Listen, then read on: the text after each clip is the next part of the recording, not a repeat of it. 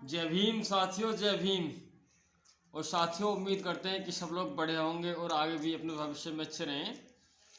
और साथियों मैं बता दूं आपको, जबकि मैं बार बार यही कहता हूं कि एससी एक ऐसा समाज है, एससी समाज का मायावती के सिवा कोई दूसरा ऐसा नेता नहीं जो एससी समाज को सुरक्षित रख सके अपनी सत्ता के रहते हुए। यानी बहन जी की सरकार में ही एससी समाज सुरक्षित रह सकता है, वरना तो एससी समाज के साथ सबसे ज़्यादा शोषण जो होता है भारत में वो एससी समाज के साथ होता है।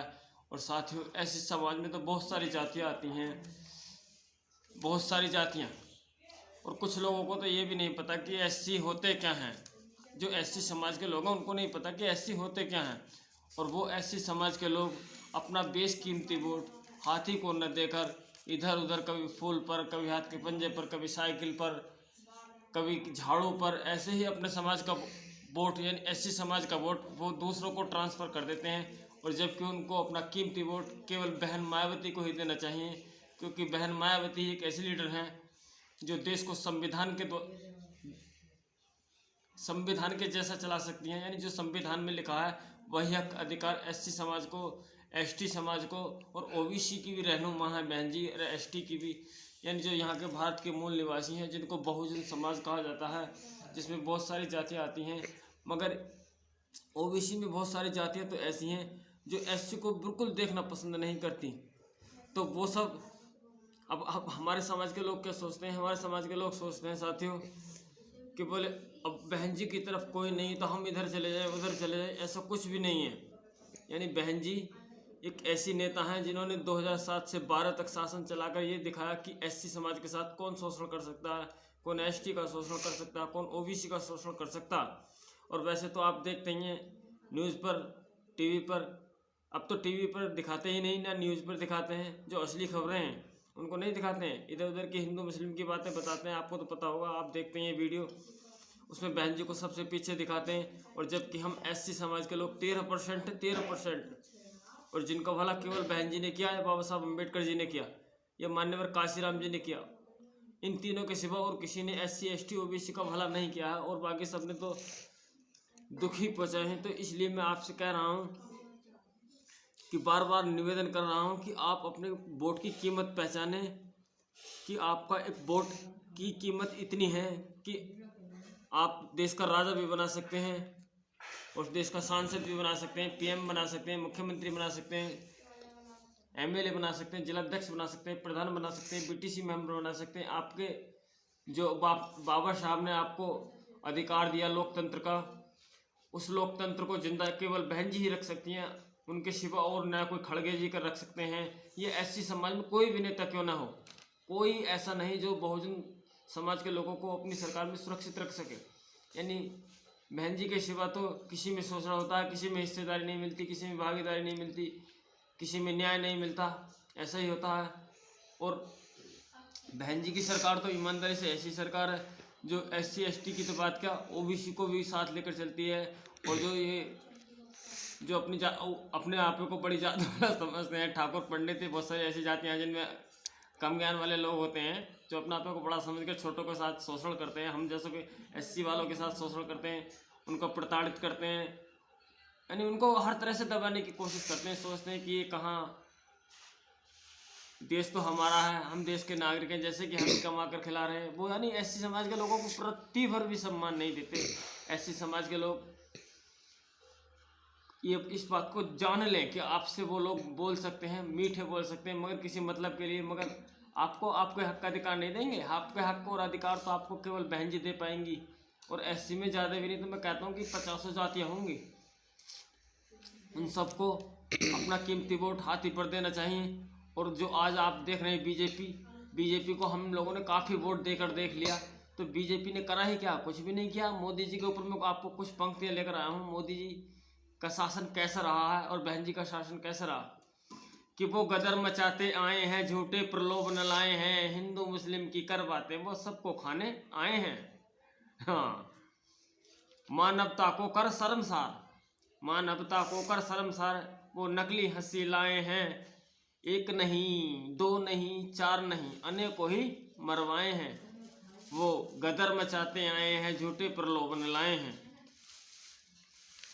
आए नहीं ऐसे ही सत्ता में, आए नहीं ऐसे ही सत्ता में, योजना अनेकों लाए हैं।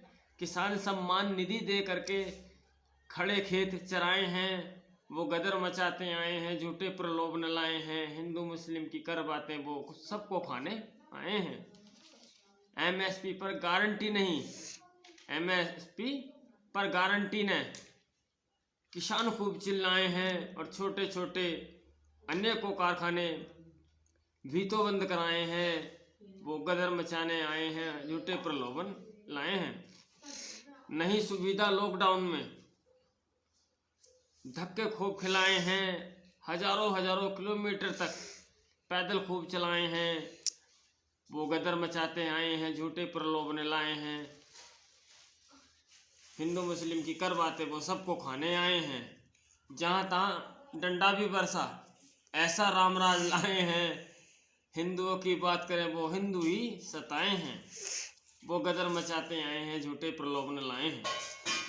साथियों, आप बताइए कि मोदी जी ने सिवाय झूठ बोलने के सिवा दूसरा कोई काम तो नहीं करा। आज कितने लोग बेरोजगार हैं, कभी पेपर लीक हो जाता है, कभी कुछ हो जाता है, कभी कुछ हो जाता है। और अब तो आर्मी की भी जो नौकरी आपको सबको पता है, लगभग 2-3 साल से लगभग 2 साल हो चुके हैं, उसको भी 5 साल कर दिया गया है।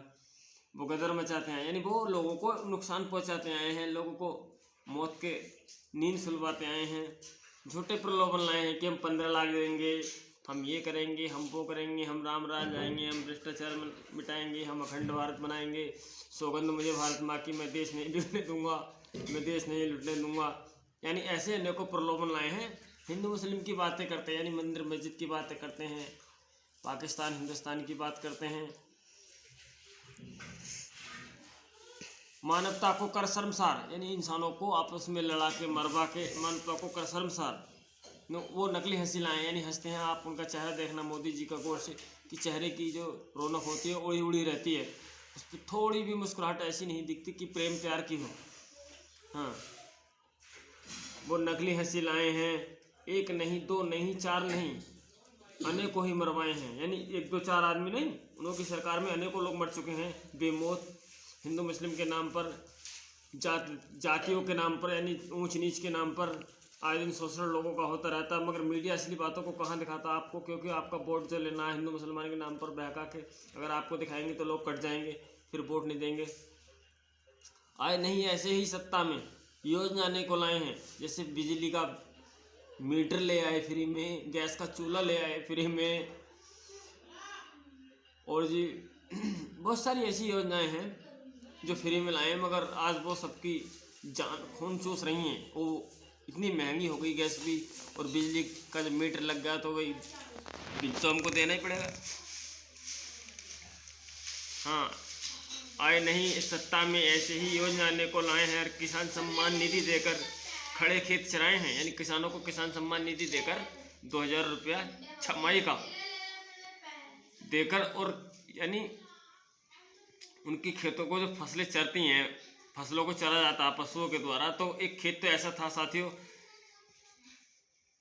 हमारे यहीं पड़ोस के गांव में, यानी 15 बीघे का खेत था। उसमें 15 बीघे के खेत में बाजरा खड़ा था, और बाजरा काफ़ी बड़ा था। मगर वो बाजरा धरती से मिलाकर इतना बड़ा बाजरा कर दिया, यानी उसको बर्बाद कर दिया।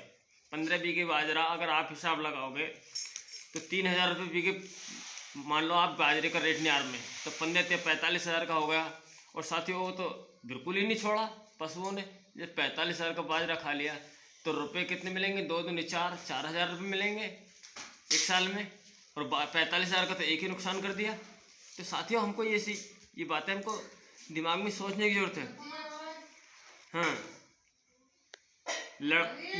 MSP पर गारंटी न, किसान खूब चिल्लाएं। यानी ये जो फसलें होती हैं हमारी, कभी एक फसल का दाम 100 रुपये पहुँच जाता है, कभी फसल 5 रुपये किलो में बिक जाती है, कभी प्याज 200 को बिक जाती है, कभी 5 को बिक जाती है, कभी लहसुन 500 को बिक जाता, कभी 10 को बिक जाता।